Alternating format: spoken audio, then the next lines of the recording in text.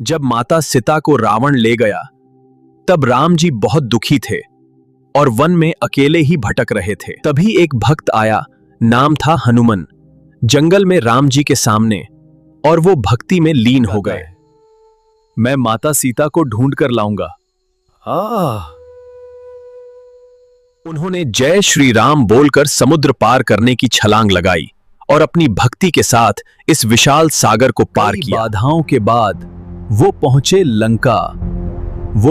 लंका, जहां का वैभव देख उन्होंने माता सीता को अशोक वाटिका में देखा और उनके हृदय में गहरा दुख समा गया था। उस शांत रात बोले, माता, मैं राम का दूत हूँ।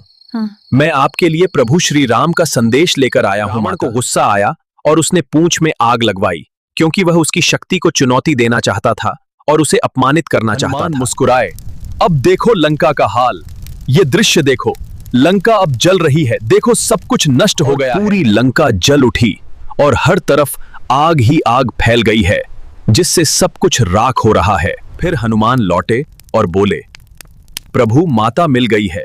यह सुनकर श्री राम के मुख पर मुस्कान आई।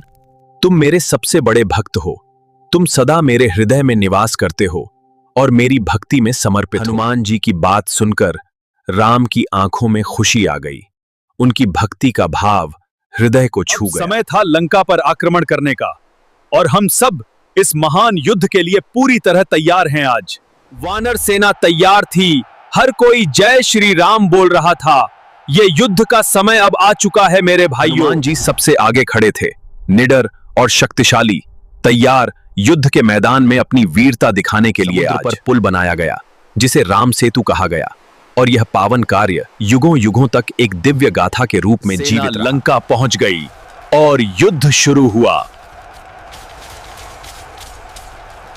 रावण के सैनिक डर गए हनुमान का रूप देखकर।